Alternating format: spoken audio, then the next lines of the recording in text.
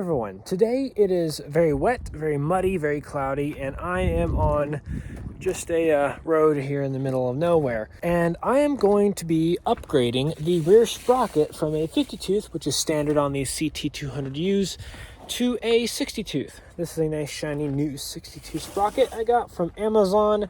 You can pretty much get them from anywhere. And yeah, they will work with the chain on the bike, and as long as you get them for the correct model, they'll work. So first, I'm actually going to do a speed test just to see what the speed is. This is a pretty darn level road, to see what exactly kind of speed we're going to get with this mini bike with everything stock. The engine's stock. The only thing I've done to it actually, technically since last time you saw it, is a little bit of seat suspension. Now, why I'm upgrading the torque really is because I really want to go more dune riding with this bike on the Little Sahara here in Utah. But the problem was I was actually doing that and it would bog down on the uphills, and it's been kind of bogging down on some higher uphill stuff anyway. So other than intake, exhaust, flywheel, all that stuff, I'm just going to do the most basic, cheapest thing first, and that's just basically adjust your gearing from a 50 to 60 tooth. And yeah, that's quite a bit bigger than the standard one, the 50 tooth that's on there. It's definitely going to be the cleanest thing on the bike right now because it's pretty dirty as it is, but it's a mini bike. I don't care how muddy this thing gets. It's just made for it. Now we're just going to start with a simple speed test with the 52 sprocket on there, just to see how fast we can get with that 52 sprocket that's on the mini bike as standard.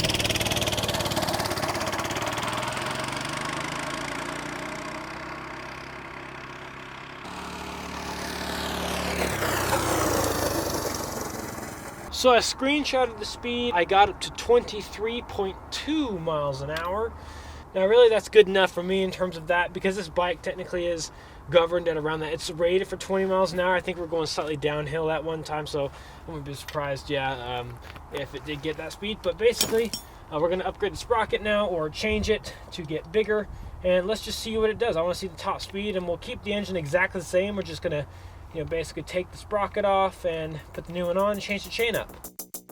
Now I wanted to turn the assembly part into a time lapse because it took way longer than it should have, and overall everything in the mini bike around that area was kind of old, not really rusty, but just kind of stuck, and it needed a lot of tweaking and persuasion to kind of get out of there. So the old sprocket was just definitely kind of a difficult thing to get out there, and the old chain was hard to get off as well. Just everything was kind of ready to be replaced, or at least cleaned and greased. So yeah, that definitely took some persuasion to get everything out of there, but overall I eventually got it. Now, of course, this 62 sprocket takes the exact same size chain as the 52 sprocket at a number 40 size chain. Technically, it's more recommended to use a 420 style chain because that's a little bit stronger than the 40, but I did have a brand new length of chain, which was a number 40 style chain, so I just decided to use that on this actual assembly. So a video will be coming soon in terms of the actual practicality of this mod, because I will be going back to the dunes at some point and probably testing this sprocket. Now, of course, I do want to upgrade a lot more than just the sprocket on this bike, but one thing at a time, of course. I think the next mod I'm going to do is a new grippier set of tires, so that will be lovely.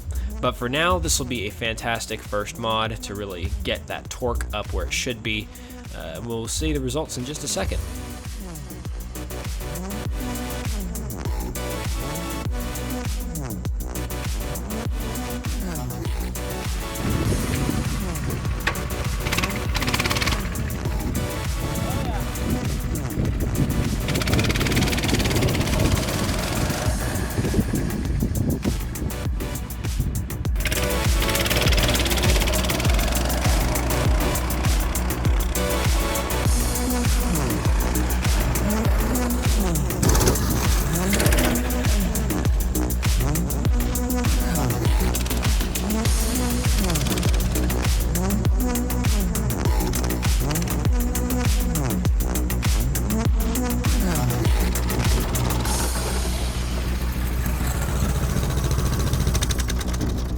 That's torque here.